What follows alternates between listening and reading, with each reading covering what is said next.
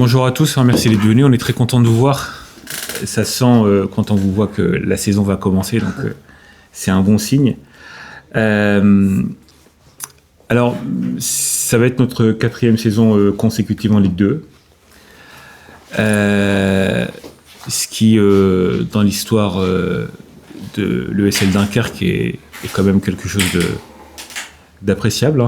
On est désormais un club qui est inscrit dans le haut niveau professionnel et notamment en Ligue 2. C'est, je pense, une bonne chose. Ça montre que le club travaille et qu'il y a une certaine forme de continuité. Cette certaine forme de continuité, on la veut notamment à travers notre gestion, avec une gestion qui assure une forme de pérennité économique, une volonté de progresser dans les infrastructures, une volonté de continuer à structurer le club pour que ce club grandisse d'année en année. Alors c'est des sujets qu'on a déjà évoqués, mais je vais quand même en parler rapidement avant d'évoquer le sportif directement. Mais comme vous le savez, on a par exemple notre centre d'entraînement à Vallières qui a eu une évolution très positive ces derniers mois. Les derniers terrains d'entraînement ont été livrés. Donc on a aujourd'hui un outil qui est très appréciable. Avant la livraison bien sûr du bâtiment de performance qui va nous permettre encore d'élever le niveau à ce niveau-là. Donc ce sont des perspectives qui sont très très intéressantes pour le club. On a aussi évidemment le projet d'agrandissement du stade qui continue à être travaillé, et le stade Tribu aura une capacité plus importante dans les saisons à venir, et ça montre à quel point cette volonté de régularité et d'inscription sur le moyen et le long terme du club continue à exister et à être appuyé aussi par les acteurs institutionnels tels que la communauté urbaine de Dunkerque qui nous soutient, bien entendu, dans cette perspective-là. Donc on sent là encore qu'il y a une synergie dans la ville de la part des partenaires publics et privés qui est appréciable. Un espèce d'élan depuis maintenant 3 ou 4 saisons qui est particulièrement positif.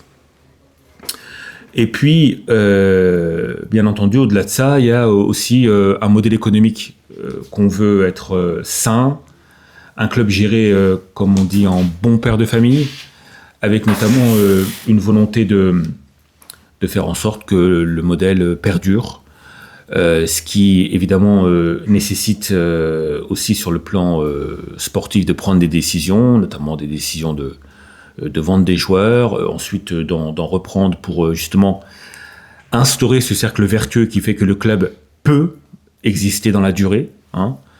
Le modèle économique du football français, malheureusement, est en difficulté, et c'est, je pense, remarquable que l'ESL Dunkerque puisse bien s'en sortir dans cette perspective-là. C'est quelque chose qui est important pour nous.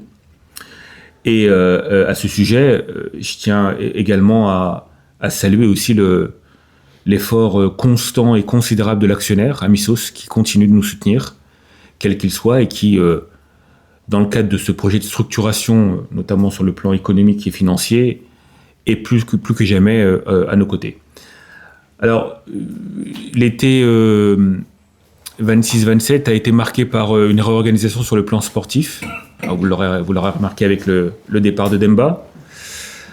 Je tiens à réitérer mes remerciements les plus sincères envers le travail de Demba, qui a été conséquent et qui a marqué l'histoire de ce club. Donc j'aimerais qu'on lui rende hommage à ce niveau-là, à Demba, à Romain Decolle et à tous ceux qui nous ont quittés cet été et qui continuent de travailler ailleurs. Alors, c'est malheureusement le lot des clubs de notre taille qui font du bon travail et qui forcément sont sollicités, pas seulement pour les joueurs, mais aussi pour les entraîneurs, pour les dirigeants. Et quelque part, voir Demba s'engager dans un projet en Ligue 1, c'est aussi le signe que ça travaille bien à l'ESL Dunkerque. C'est pas seulement que pour les joueurs. On a beaucoup de joueurs qui nous ont quittés cet été, et rares ont été les joueurs qui sont partis pour jouer au même niveau ou un niveau inférieur. Marco Essimi est parti en D1 portugaise, Alex Georgen a signé en D1 française, Vincent Sasso a signé en D1 française, Nanto Sekongo a rejoint la Super League turque. Enfin voilà, on voit que dans les profils des personnes qui nous quittent, une vraie évolution. L'ESL Dunkerque est devenu un club qui permet aux personnes de se développer et de pouvoir aspirer à plus haut. Et on a l'impression que ça s'est fait, souvent quand les directeurs sportifs s'en vont, que Florent Ghesolfi, a priori, ça va peut-être se terminer au tribunal, on ne sait pas. Là, on a vraiment l'impression que ça s'est fait en bonne intelligence, qu'il n'y a pas eu de soucis particuliers. Écoutez, ça s'est fait en plus assez lent, en amont, donc que ça s'est vraiment fait encore une fois en bonne intelligence. Ça va être notre 4e saison depuis que le club a été repris par Amissos. Mis à part un coach au départ, il n'y a jamais eu de licenciement au sein de l'ESL Dunkerque. Parce que y a une volonté aussi de continuer à travailler avec les gens qui sont en place, d'essayer de trouver des solutions avec ceux qui sont là et de faire avec tout ça en progressant, en essayant de s'améliorer jour après jour. Et on a je pense, une gestion humaine qui est plutôt satisfaisante. En tout cas, malgré le départ de Demba, on a quand même une certaine forme de continuité sportive qui est à marquer. Alors, il y a eu une réorganisation, bien entendu, il y a une transition sur le plan de la direction sportive qui a été amenée, mais l'actionnaire a été extrêmement présent. On a, bien entendu, maintenu notamment notre staff sportif, en qui on a une extrême confiance depuis le départ. Et là-dessus, on n'a pas bougé d'un iota. La direction du club est totalement derrière le coach et son staff. Là-dessus, il n'y a aucune forme de problème. Et puis, que ce soit dans le recrutement, dans la façon de voir le football, dans la méthodologie, dans l'idée du club, dans l'esprit, dans ce qu'on veut faire de l'ESL Dunkerque, on est dans la même lignée, on est dans la même envie. Et on est totalement en phase, notamment avec Albert.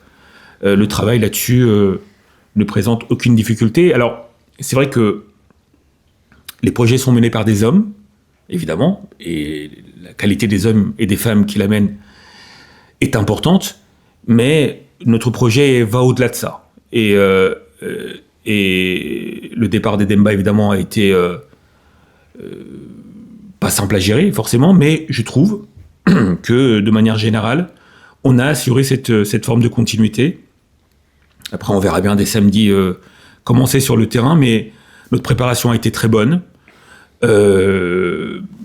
L'ambiance générale dans le club est bonne. On a une forme d'osmose dans le travail qui est satisfaisante. Tout le monde va dans le même sens. Et ça, c'est plutôt réconfortant. Voilà. Et en tant que président, comment vous avez vécu tous ces départs ?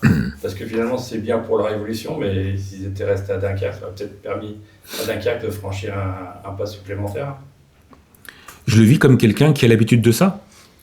Et quand on est l'ESL Dunkerque, évidemment qu'on est ambitieux, évidemment qu'on veut pouvoir progresser et être au mieux, mais on sait aussi que, inévitablement, les personnes qui travaillent, que ce soit les joueurs, les coachs ou même les dirigeants, sont sollicités et qu'évidemment, quand on est sollicité, on doit pouvoir aussi s'adapter et construire le club. C'est aussi ça, c'est pouvoir rester à un certain niveau de performance alors même que certaines personnes partent. C'est justement ça l'objet de la structuration du club. Donc c'est d'instaurer un modèle de jeu, une méthodologie, un esprit, un modèle de club qui va au-delà des personnes. Et si demain je m'en vais, quelqu'un d'autre le fera à ma place et le fera peut-être mieux que moi. Dans tous les cas, l'idée c'est de garder cette façon de faire qui, à mon sens, est plus importante que les hommes et les femmes, que les femmes et les hommes qui la font. Voilà, c'est ça l'idée. Qu'est-ce qui gère malgré tout du coup l'aspect sportif ? J'ai vu, vous allez recruter un directeur sportif ?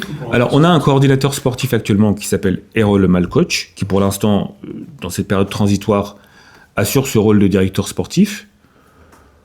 On continue de cette manière-là, au moins jusqu'à la fin du mercato, et puis ensuite, ce sera toujours tour de voir ce qu'on fera. Mais on a trouvé une certaine forme d'organisation de travail qui nous contente, avec notamment des décisions sur le plan sportif qui sont prises en concertation avec Albert. Il y a là-dessus une vraie osmose, il y a une méthodologie, une philosophie qui est partagée et ça facilite évidemment les choses. Donc pour l'instant ça se passe bien. Bon après voilà, on verra comment ça se passera sur le terrain. Hein. C'est une très bonne préparation, un très bon mercato sur le papier, mais évidemment c'est le terrain qui décidera. Mais on est confiant parce que la dynamique est positive, parce que la préparation a été bonne, le stage a été fait dans des conditions remarquables. Il y a un groupe qui vit bien, que ce soit les joueurs, le staff, la direction. On a une forme d'unité qui est particulièrement satisfaisante et à l'instant où je vous parle, les signaux sont plutôt positifs. Après, on verra ce que ça donnera sur le terrain. Sportivement parlant, vous partez sur quoi? D'abord le maintien et après on voit. C'est quoi l'idée à chaque fois? Non, le SL Dunkerque ne commence pas la saison en visant le maintien. Définitivement, notre ambition, c'est d'être le plus haut possible, c'est de gagner tous les matchs qu'on peut gagner. Et là-dessus, chaque match qu'on commencera, on le jouera pour le gagner. D'ailleurs, et c'est un état d'esprit que Demba avait instauré, on ne rejoint pas le SL Dunkerque pour jouer le maintien. Aucun des joueurs qui nous ont rejoints cet été ne l'ont fait dans cette perspective-là. Pour nous, c'est pas un langage qui correspond à notre ambition. On a d'abord sur le plan de l'attitude, sur le plan de la philosophie de jeu, de la manière dont on veut jouer, donc ce jeu dynamique, à terre, plaisant.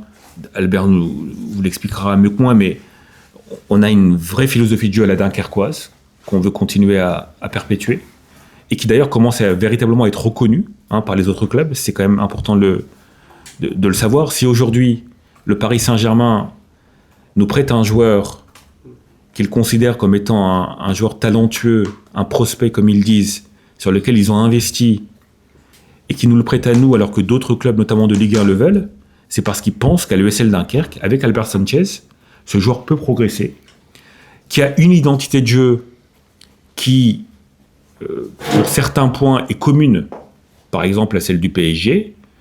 Et si le Paris Saint-Germain souhaite prêter le jeune Ayari à Dunkerque, c'est parce qu'il pense qu'Albert Sanchez peut le faire progresser, parce qu'il pense qu'Albert Sanchez peut contribuer à ce que le jeune se retrouve dans une méthodologie, dans une philosophie qui est ressemblante, à toute proportion gardée bien évidemment à celle du Paris Saint-Germain, et ça montre aussi la qualité de notre travail. Parce qu'aujourd'hui, quand on discute avec notamment des clubs de Ligue 1 ou des clubs plus importants que nous, notamment sur la possibilité de se voir prêter des joueurs, tout le monde reconnaît la qualité de notre travail, tout le monde reconnaît la qualité du travail d'Albert, notre volonté de jouer, d'avoir un modèle de jeu qui soit qui convienne à la méthodologie qui a été inspirée initialement, et ça c'est aussi une forme de reconnaissance. Alors évidemment, c'est pas un tout, on n'est pas là non plus là pour seulement plaire aux autres, il faut aussi qu'on puisse avoir des résultats, mais ça montre que le SL Dunkerque est devenu un club, me semble-t-il, qui a gravi un échelon. Et ça c'est important, ça se voit pas forcément de l'extérieur, mais c'est quelque chose qui nous semble important, et ça participe à cette idée que ce club dorénavant s'inscrit dans le haut niveau, a une vraie identité, et est un club qui, de l'avis de tous, travaille plutôt bien. Après, il faut rester humble, modeste. On n'a pas encore commencé le championnat.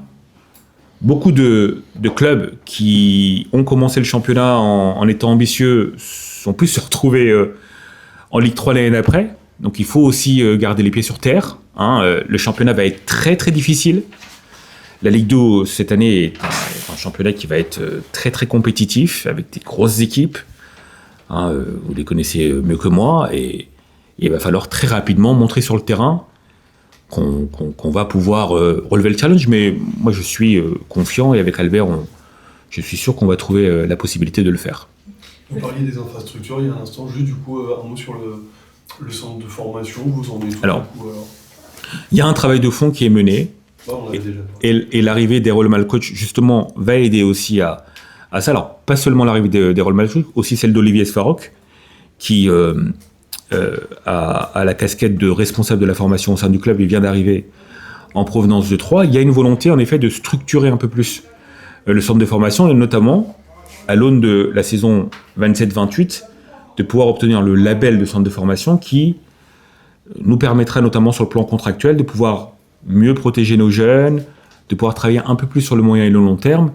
Donc il y a aussi une volonté à ce niveau-là de structurer les choses. Il y a un travail de fond qui est mené, notamment parce que l'actionnaire principal du club, Amisos, souhaite que le club aussi s'inscrive dans cette lignée-là. Après, ça ne se construit pas non plus en quelques mois ou en quelques années. C'est un travail sur le moyen et le long terme. Et évidemment que les joueurs que vous formez aujourd'hui à 13, 14, 15 ans, vous n'en verrez les fruits que dans 3, 4 ou 5 ans. Enfin, je ne vais pas demander à Albert de faire jouer un gamin qui est en U16 aujourd'hui l'année prochaine. Enfin, je veux dire, il faut aussi qu'on puisse prendre le temps de travailler sur la durée. Mais il y a une volonté, bien évidemment, au-delà de l'équipe première, qui reste quand même la locomotive du club, de structurer également le centre de formation à ce sujet, tout à fait. Vous disiez que c'est le club qui monte en niveau. Le fait d'avoir un ancien champion du monde dans l'équipe, est-ce que c'est un atout pour cette saison ? Alors, dans notre recrutement, cette année, on a voulu d'abord avoir une certaine forme de continuité. Et j'attire votre attention là-dessus parce que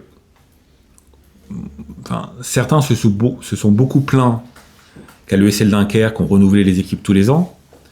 Moi, je vous donne juste une statistique qui est un fait. Sur les 11 joueurs qui ont débuté le dernier match amical contre Malines, 7 étaient là l'an dernier. Il y avait 4 nouveaux joueurs, seulement, si je puis dire. Ce qui montre bien qu'il y a une forme de continuité. La prolongation d'Opa, la prolongation d'Alan Linguet, celle de Tena Massok, la volonté de garder une certaine ossature, est là. Et ça, pour nous, c'est important.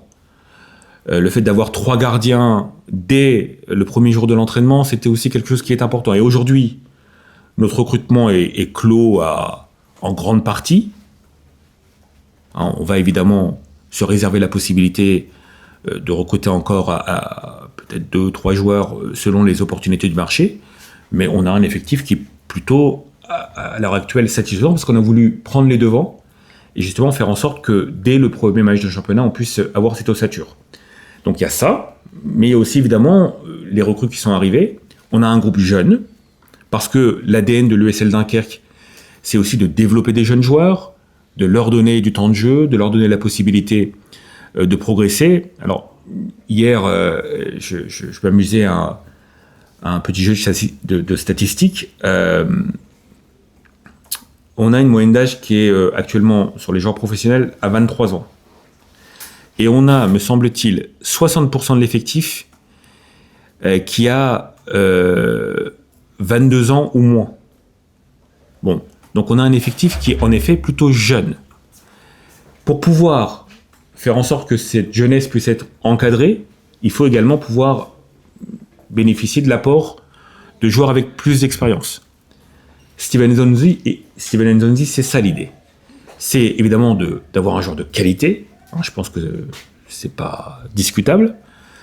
Et Albert a aussi beaucoup insisté là-dessus par rapport à ça, parce qu'il fallait aussi avoir à cette position-là, à ce poste-là qui est très important, un joueur sur qui on peut compter. Mais c'est aussi la possibilité d'avoir un joueur qui peut encadrer les jeunes, qui peut leur donner, à travers l'expérience qu'il a eue, à travers le vécu qu'il a eu, ce qu'il peut donner, et de faire en sorte que justement ces jeunes profitent aussi de sa présence. Donc l'idée, c'est d'avoir un mixte entre cette jeunesse à développer, des joueurs expérimentés, des leaders de vestiaire qui peuvent les encadrer, et puis aussi des joueurs d'âge intermédiaire, si je puis dire, comme Jordan Morel, comme Lenny Vallier, qui ont aussi de l'expérience du football professionnel, de manière à ce que l'effectif soit cohérent. Alors sur le papier, pour l'instant, ça nous semble cohérent. Il y aura encore quelques joueurs qui vont nous rejoindre. Maintenant, il faut voir sur le terrain ce que ça va donner. Mais l'idée, c'est ça, c'est d'avoir un bon mixte entre les jeunes, les moins jeunes qui ont un certain vécu, entre 22 et 27, 28 ans, et puis les joueurs expérimentés, les cadres du vestiaire, qui doivent encadrer tout ça de manière à ce que l'effectif soit cohérent. Pour Steven, ça se passe comment ? C'est par rapport au profil que vous avez défini une opportunité de marché, ou c'est quelqu'un avec qui vous étiez en contact depuis de longues semaines ou de longs mois? Comment ça s'est passé, si vous pouvez révéler quelques secrets de fabrication? Alors, c'est pas vraiment des secrets parce que Steven en a parlé, mais l'an dernier, on voulait déjà le faire venir. Demba a déjà discuté avec lui l'an dernier, mais ça s'était pas fait parce que Steven s'était déjà engagé à ce moment-là à Stoke City. Et puis, quand on discutait avec le coach, on se dit qu'il faut un joueur à ce poste-là, avec de la bouteille, de l'expérience, notamment pour encadrer un milieu de terrain qui nous semble, sur le papier, jeune, hein, parce que Tena Massok, Franck Atoen, Marco De Scherf, ce sont des joueurs qui sont jeunes, il n'y a pas de débat là-dessus. Et l'idée, c'est d'avoir ce profil-là qui puisse en même temps, bien entendu, apporter des gages en termes de qualité, et puis aussi qui puisse montrer que l'ESL Dunkerque est désormais un club qui attire. Et quand on a nos premiers échanges, le coach et moi, avec Steven, ça se passe très très bien. Il est très réceptif à cette idée-là. La philosophie de jeu, la méthodologie du coach lui plaisent beaucoup. Et le coach a beaucoup participé à convaincre Steven de rejoindre le club parce que justement, il parle le même football. Et Steven veut prendre du plaisir parce qu'il n'en a pas toujours pris dans sa carrière. C'est ce qu'il nous dit. Hein. Il dit qu'il veut jouer, il dit qu'il veut un club dans lequel les ballons ne passent pas au-dessus de sa tête, même s'il est très grand, dans lequel il est dans la construction, etc. Et ça lui plaît. Et ça match. Et petit à petit, on arrive à trouver un accord et les choses se passent très très bien. Et avec Steven, ça a été très très fluide. Parce qu'on parle le même langage et on a quelqu'un qui sait ce qu'il veut. Nous aussi, on voulait on savait ce qu'on voulait et ça a bien matché, ça a bien coïncidé. Donc j'espère que ça va bien continuer et qu'on va pouvoir bien travailler ensemble. Mais les premiers jours, les premières semaines sont très très positives. Coach, vous allez l'utiliser concrètement comment? Ce sera quoi sa position sur le terrain et ce que vous allez attendre de lui en priorité? Steven. Ouais. Pour moi, Steven, il est un numéro 6, il est un milieu. Et pour moi, je pense que nous allons utiliser Steven comme numéro 6. Il peut jouer aussi comme double 6-8. Et je pense qu'il est un joueur avec de l'expérience, de la qualité. Et il est un joueur très intelligent et je pense qu'il sera un joueur très important pour nous, pour les performances dans le terrain de jeu, mais aussi pour aider à les jeunes joueurs comme Tenamasu, comme Franck à développer. Mais je pense que c'est un grand joueur, une grande personne et je pense que je suis très content avec lui et avec son signé, non? Son fichaje. Vous êtes content de l'effectif là du coup? Qu'est-ce qui vous manque encore pour que ce soit vraiment Oui. Parce que pour l'instant, Non, je suis très content avec le recrutement, avec le mercato. Je pense que nous allons faire un bon travail ensemble. Je pense que comme le président il a dit, il y a de la combinaison entre les joueurs jeunes à développer et aussi joueurs avec plus de l'expérience. Je pense que, comme il a dit, peut-être manque 2-3 joueurs pour finir, parce que le mercato reste 3 semaines pour finir. Mais je suis très, très content avec la précision que nous avons fait, avec le match amical. Mais je suis très content avec la mentalité, l'énergie qu'il y a maintenant dans le vestiaire. Et pour ça, je pense que nous sommes prêts pour commencer la Ligue 2 et pour faire une grande saison ensemble. Est-ce qu'on peut rappeler les premiers adversaires que vous allez affronter pour cette nouvelle saison? Oui, c'est vrai que je pense que la Ligue 2 sera plus compétitive que l'année dernière parce qu'il y a des grandes équipes, non? Des grandes équipes qui ont descendu comme Metz ou Nantes et des grandes équipes qui ont monté comme Dijon et Sochaux. Après, notre objectif, c'est de développer les joueurs jeunes, c'est de jouer bien, d'être une équipe avec de l'identité. Et après, nous sommes une équipe que nous allons gagner tous les matchs. Mais notre idée de jeu, notre plan de match sont pour gagner. Après, c'est vrai que ce sera une Ligue 2 très compétitive, mais je suis confiant que nous pouvons faire une belle saison. Président, est-ce que la canicule a été un problème, une problématique pour vous, notamment pour l'entretien de la pelouse? Et comment vous avez dû vous adapter? Si oui, est-ce que vous aviez des contraintes, notamment sur l'arrosage? Comment va le terrain? Nos prestataires sont des bons prestataires. Je tiens d'ailleurs à saluer le travail de Terre en Vie. On n'a pas eu de problème particulier par rapport aux fortes chaleurs. Alors, je ne suis pas là à tous les entraînements, donc le coach est peut-être mieux à même que moi pour répondre à cette question. On a également fait un stage pendant une semaine aux Pays-Bas où la température était très bien. D'ailleurs, en fin de stage, on a joué un match amical à Westerlo où là, il faisait très très chaud et le différentiel de température a été très, très visible, notamment sur la performance des joueurs en fin de match, ça s'est vu. Mais globalement, non, c'était plutôt satisfaisant. On bénéficie, je pense, d'installations de très très bonne qualité.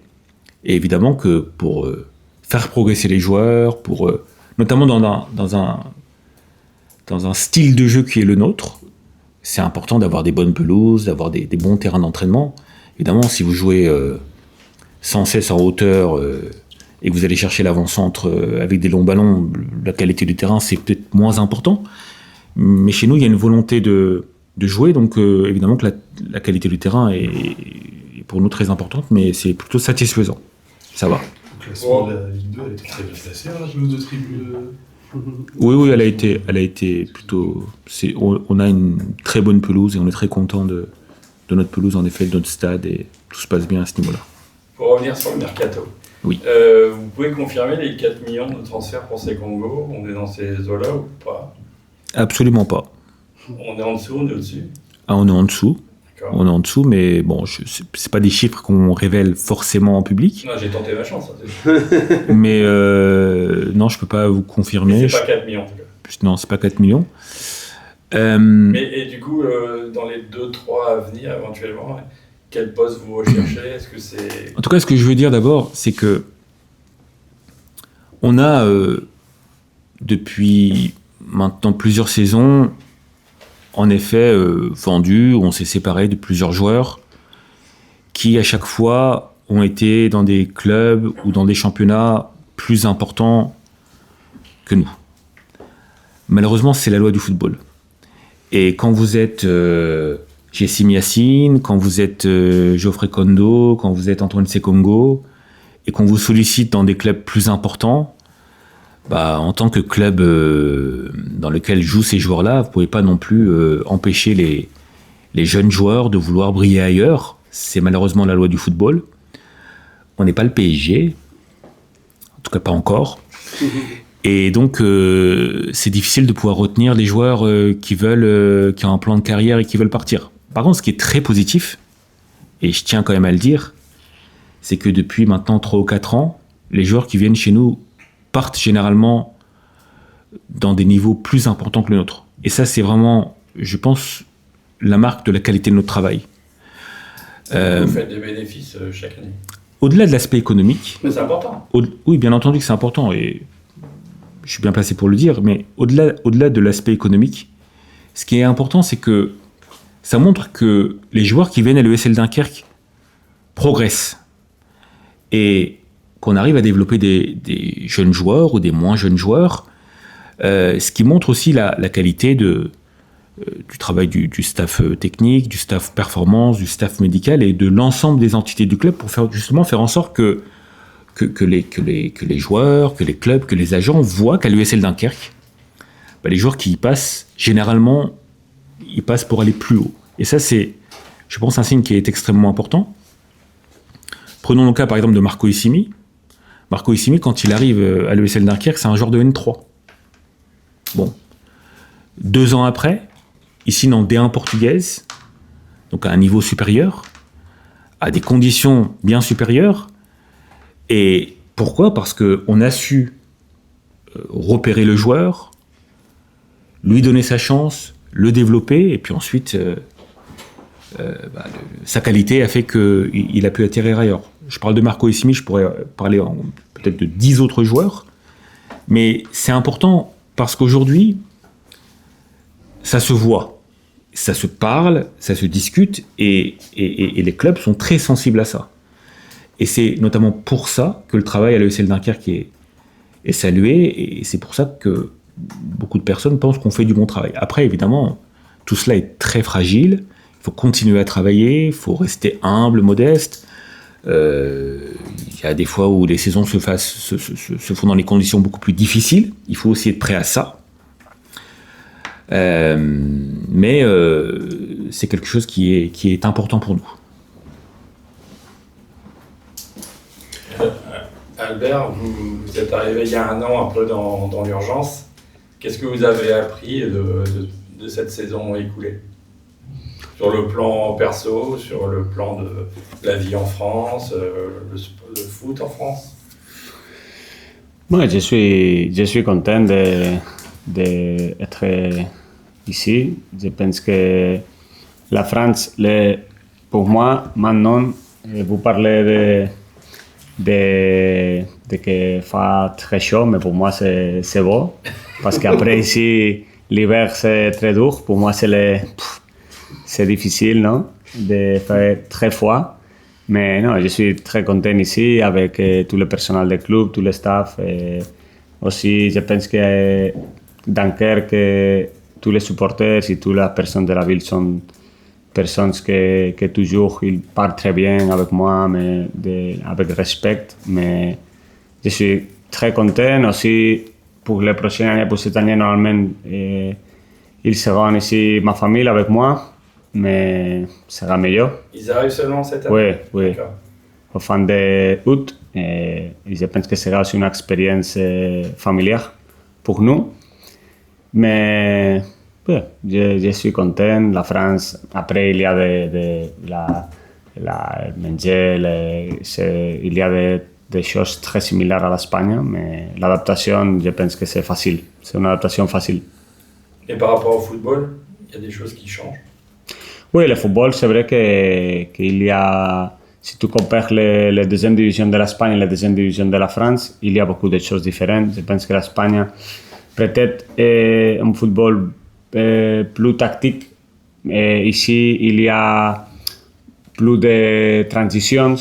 Peut-être ici, il y a plus de joueurs qui vont beaucoup à la profondeur. Il y a plus de joueurs plus forts qu'à l'Espagne, non? Mais je pense que pour ça, pour moi, comme coach, c'est bon, non, d'adapter un peu, parce que je pense que c'est la clé, non? D'adapter un peu la méthodologie, l'idée de jeu aussi à le contexte que tu es, non? Et je pense que c'est bon d'adapter notre style de jeu, notre philosophie aussi à les championnats que nous sommes. Et je pense que nous allons faire bien et j'espère que nous allons faire mieux cette saison. Et justement, quelle est votre philosophie et est-ce que vous avez réussi déjà l'an dernier à l'appliquer ou est-ce qu'il faut encore du temps? Non, je pense que c'est vrai que l'année dernière, j'arrivais ici une semaine avant au début du championnat et maintenant, cette saison, nous avons fait une pré-saison top. Et à mon avis, je suis très content de la pré-saison que nous avons fait. Nous avons fait 32 ascenses plus 6 matchs amicaux.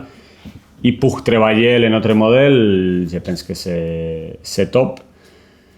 C'est vrai qu'après, le modèle, c'est bien sûr que s'adapte aussi à la caractéristique des joueurs que tu as, non?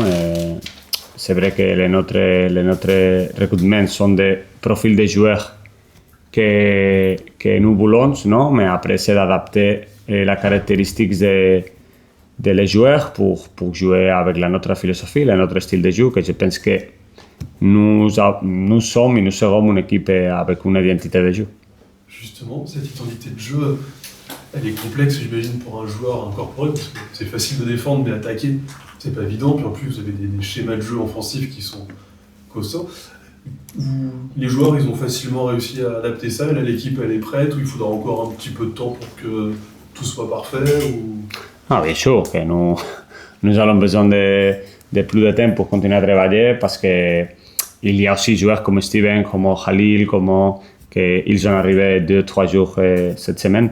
Mais avec beaucoup de joueurs, nous avons commencé à travailler le 29 de juin et je pense qu'ils sont contents. Après, comme joueurs, je pense que les joueurs ils préfèrent de jouer avec le ballon, de jouer en attaque et non de défendre tout le temps. Non? Pour ça, je pense que notre méthodologie pour les joueurs, c'est...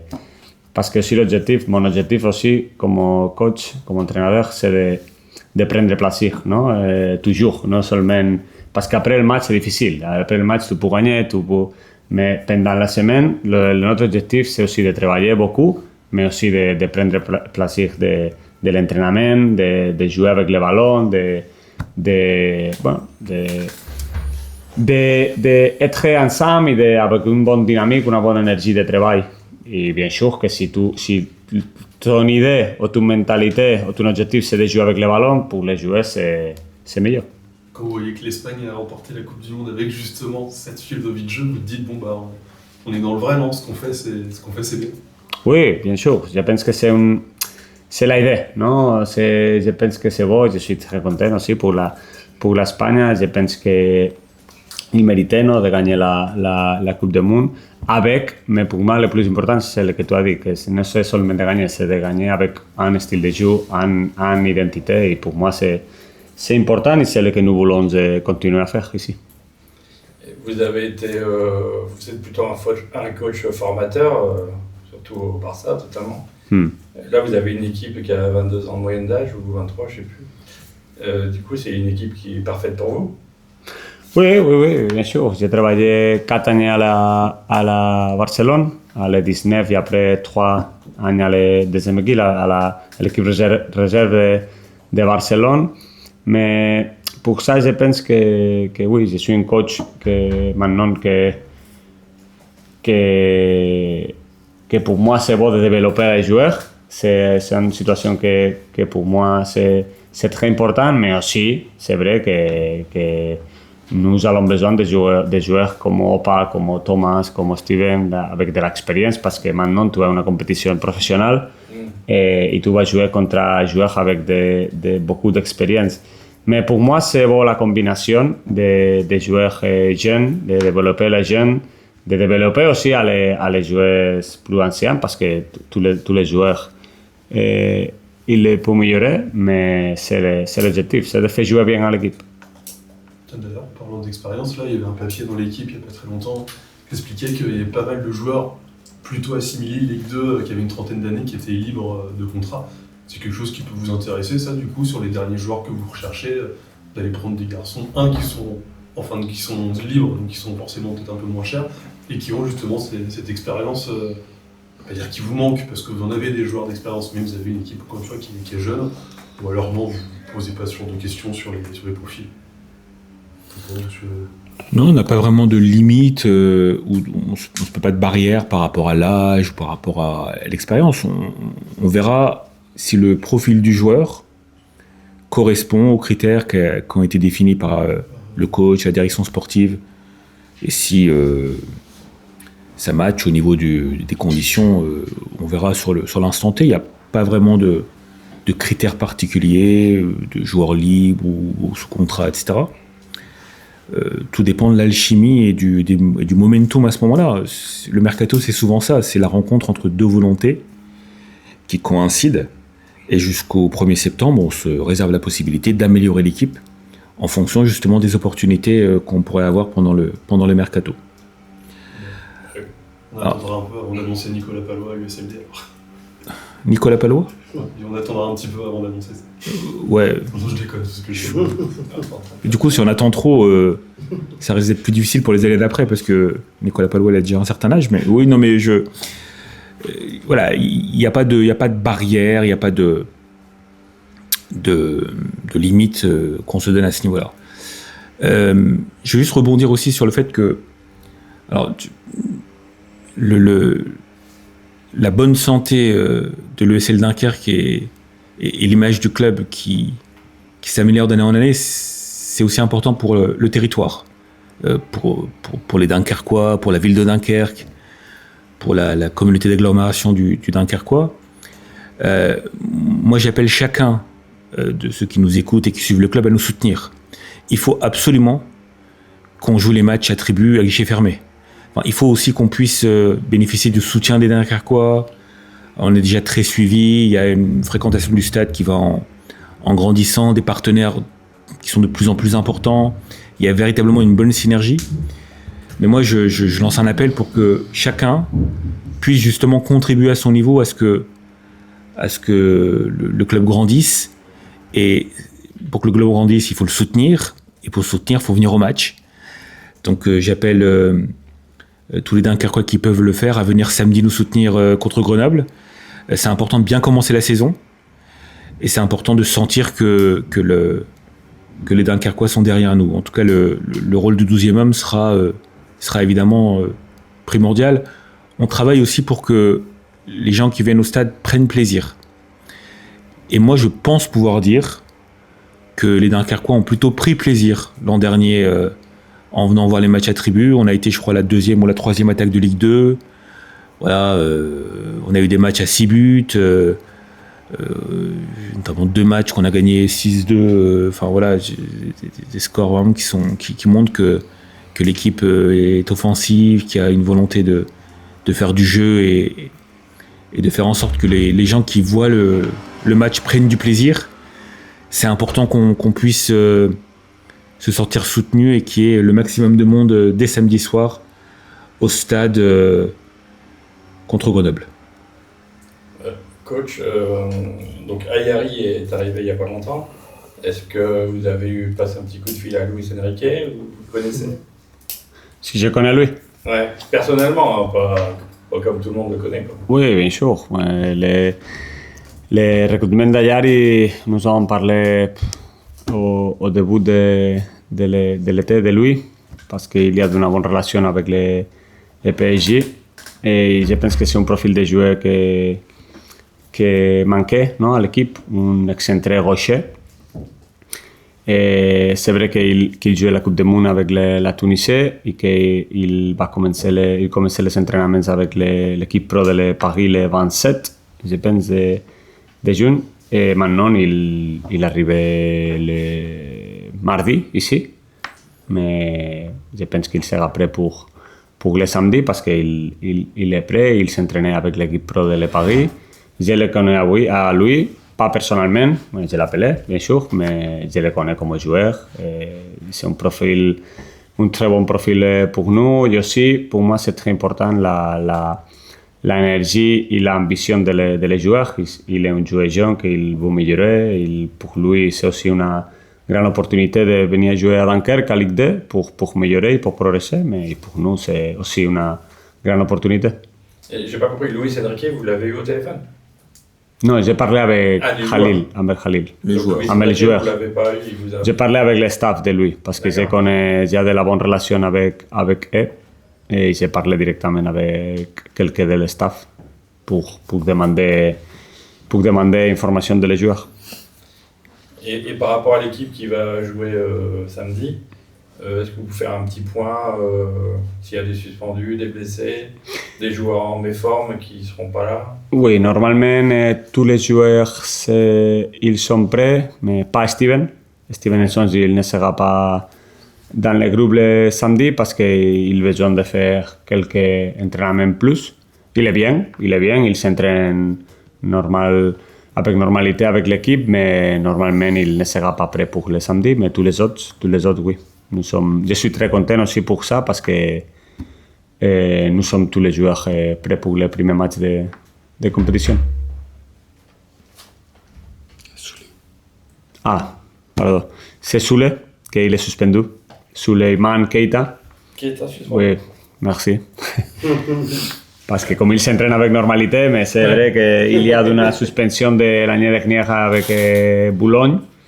Il reste un match de suspension. Donc il joue juste pas Grenoble. Juste Grenoble, oui, normalement oui. C'est Soule et normalement Steven. Mais Soule il est bien, c'est un problème qu'il est suspendu. Et Grenoble justement, vous pouvez en dire quelques mots déjà sur ce premier adversaire? Grenoble il change beaucoup parce qu'il change le coach. C'est l'ancien coach de Laval. Ils sont une équipe qui jouait plus que l'année dernière. Ils sont une équipe qui jouait bien avec le ballon. Ils ont fait beaucoup de recrutements aussi. Ils sont une équipe difficile. L'année dernière, nous avons perdu les 2 matchs contre eux, 1-0. Mais ils sont une équipe très dure, qui défend bien, ils sont une équipe avec joueurs individuellement très bons comme Diaby, l'excentré gauche. avec joueurs de l'expérience comme Vidal, le défenseur, je pense que sera un match difficile, bien sûr, parce qu'ils sont une bonne équipe. Et après, avec les coachs de Laval, ils sont une équipe qui joue plus avec le ballon. Donc c'est deux équipes qui vont se ressembler un peu samedi ou... Ouais, je pense que sera un match que les deux équipes nous voulions de la possession de ballon. Et je pense que sera un bon match pour regarder.